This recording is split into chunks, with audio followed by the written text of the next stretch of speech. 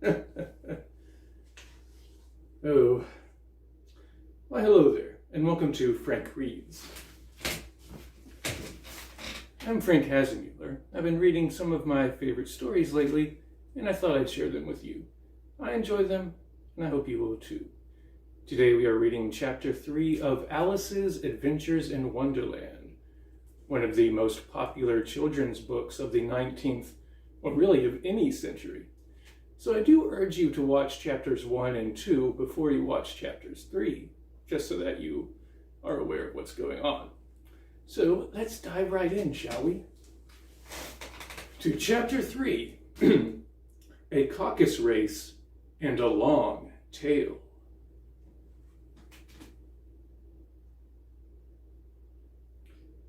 They were indeed a queer-looking party that assembled on the bank. The birds with draggled feathers, the animals with their fur clinging close to them, and all dripping wet, cross, and uncomfortable. The first question, of course, was how to get dry again. They had a consultation about this, and after a few minutes it seemed quite natural to Alice to find herself talking familiarly with them, as if she had known them all her life. Indeed, she had quite a long argument with the Lorry, who at last turned sulky and would only say, "I am older than you, and must know better."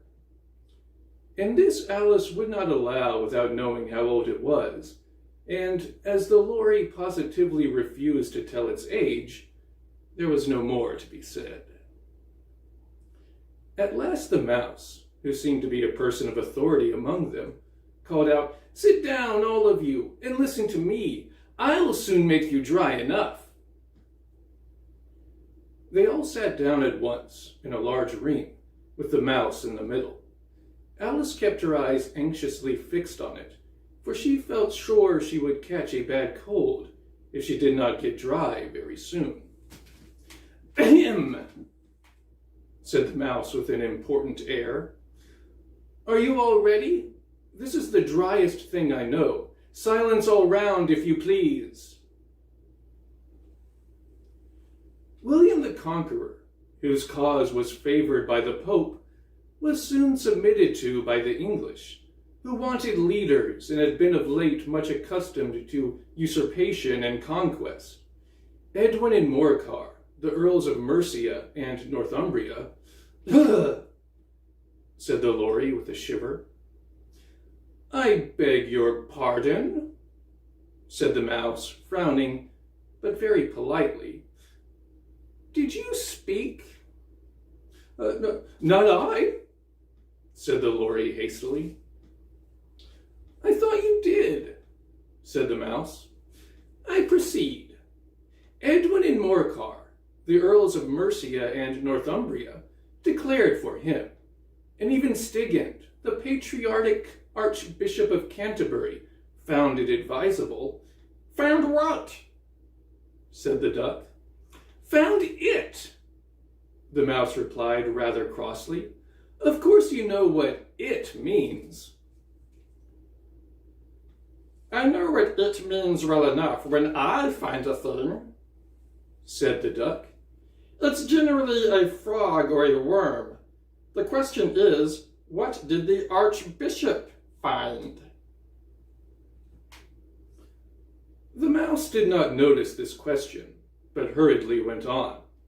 "Found it advisable to go with Edgar Atheling to meet William and offer him the crown. William's conduct at first was moderate, but the insolence of his Normans— How are you getting on now, my dear?" it continued, turning to Alice as it spoke. "As wet as ever," said Alice in a melancholy tone. "It doesn't seem to dry me at all." "In that case," said the dodo solemnly, rising to its feet, "I move that the meeting adjourn for the immediate adoption of more energetic remedies." "Speak English," said the eaglet. "I don't know the meaning of half those long words, and what's more, I don't believe you do either."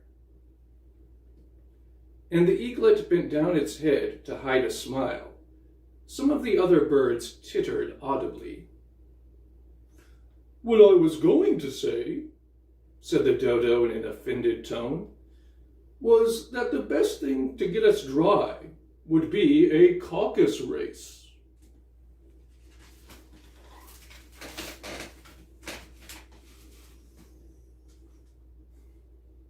"What is a caucus-race?"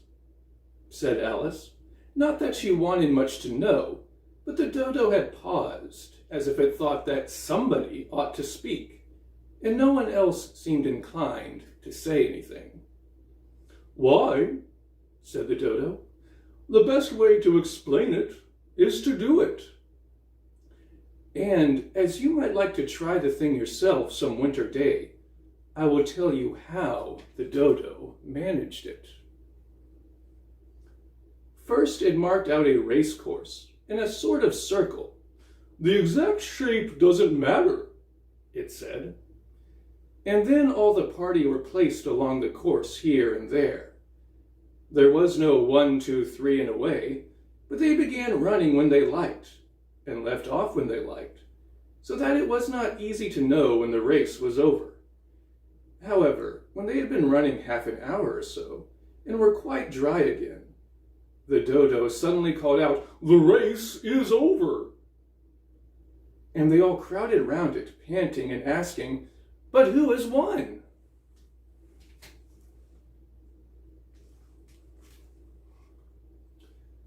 This question the dodo could not answer without a great deal of thought, and it sat for a long time with one finger pressed upon its forehead. The position in which you usually see Shakespeare in the pictures of him, while the rest waited in silence. At last the dodo said, "Everybody has won, and all must have prizes." "But who is to give the prizes?" quite a chorus of voices asked. "Why, she, of course," said the dodo, pointing to Alice with one finger, and the whole party at once crowded round her, calling out in a confused way, "Prizes! Prizes!" Alice had no idea what to do, and in despair she put her hand in her pocket and pulled out a box of comfits. Luckily the salt water had not got into it, and handed them round as prizes. There was exactly one apiece all around. "But she must have a prize herself, you know," said the mouse. "Of course," the dodo replied very gravely. "What else have you got in your pocket?" he went on, turning to Alice. "Only a thimble," said Alice sadly. "Hand it over here," said the dodo. Then they all crowded round her once more, while the dodo solemnly presented the thimble, saying, "We beg your acceptance of this elegant thimble." And when it had finished this short speech, they all cheered. Alice thought the whole thing very absurd, but they all looked so grave that she did not dare to laugh, and as she could not think of anything to say, she simply bowed and took the thimble, looking as solemn as she could. The next thing was to eat the comfits. This caused some noise and confusion, as the large birds complained that they could not taste theirs, and the small ones choked and had to be patted on the back. However, it was over at last, and they sat down again in a ring and begged the mouse to tell them something more. "You promised to tell me your history, you know," said Alice, "and why it is you hate C and D," she added in a whisper, half afraid that it would be offended again. "Mine is a long and a sad tale," said the mouse, turning to Alice and sighing. "It is a long tale, certainly," said Alice, looking down with wonder at the mouse's tail. "But why do you call it sad?" And she kept on puzzling about it while the mouse was speaking, so that her idea of the tale was something like this. Furry said to a mouse that he met in the house. Let us both go to law. I will prosecute you. Come, I'll take no denial. We must have a trial, for really this morning I've nothing to do. Said the mouse to the cur, such a trial, dear sir, with no jury or judge, would be wasting our breath. I'll be judge, I'll be jury, said cunning old Fury. I'll try the whole cause and condemn you to death. You are not attending, said the mouse to Alice severely. What are you thinking of? I beg your pardon, said Alice very humbly. You had got to the 5th bend, I think? I had not, cried the mouse, sharply and very angrily. Not, said Alice, always ready to make herself useful, and looking anxiously about her. Oh, do let me help to undo it. I shall do nothing of the sort, said the mouse, getting up and walking away. You insult me by talking such nonsense. I didn't mean it, pleaded poor Alice, but you're so easily offended, you know. The mouse only growled in reply. Please come back and finish your story, Alice called after it, and the others all joined in chorus. Yes, please do. But the mouse only shook its head impatiently and walked a little quicker. What a pity it wouldn't stay, sighed the Lory, as soon as it was quite out of sight.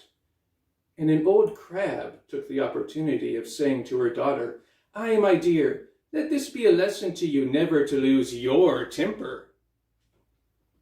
Hold your tongue, Ma, said the young crab a little snappishly.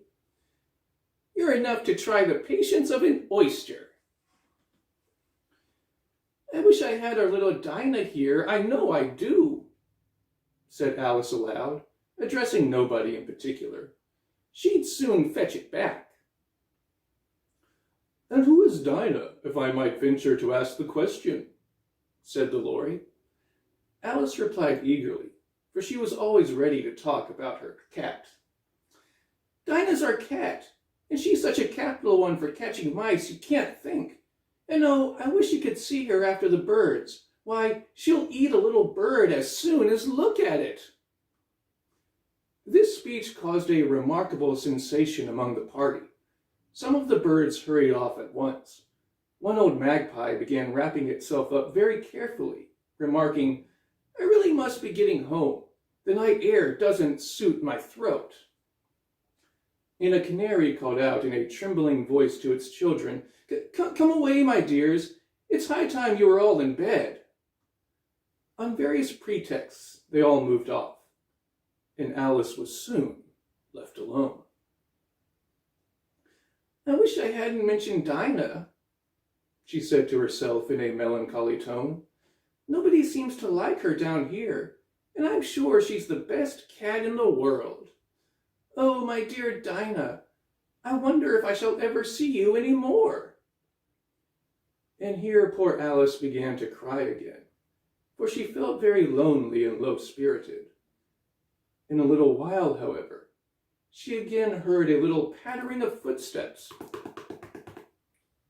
in the distance, and she looked up eagerly, half hoping that the mouse had changed his mind and was coming back to finish his story.